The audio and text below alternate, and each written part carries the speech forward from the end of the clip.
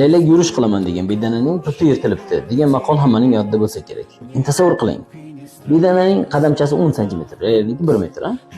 Haqiqatan ham laylakdek qadam tashlash uchun u oyoqlaridan mahrum bo'lish kerak. Ammo bu maqol xato desamchi. Bedana laylak qatori qadam tashlay oladi desamchi. Matrisda yashaganimizda bu mumkin.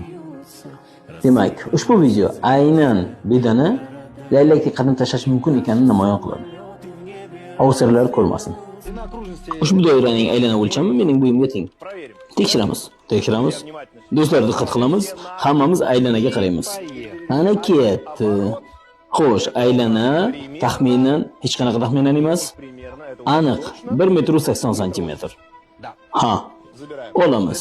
Olib qo'ying. Demak, doiraning aylana uzunligi 1,80 m. Endi kichik doirani olamiz. Unda ham belgi bor. Uning aylanasi 73 cm cha chiqadi.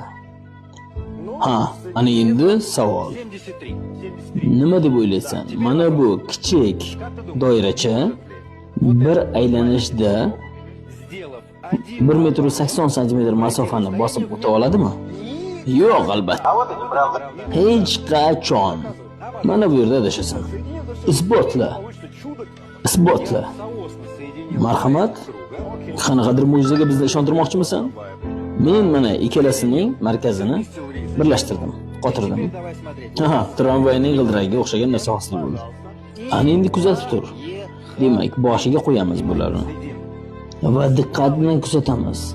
Mana bizda kichik doira xuddi katta doira kabi bitta aylana harakat hosil qildi.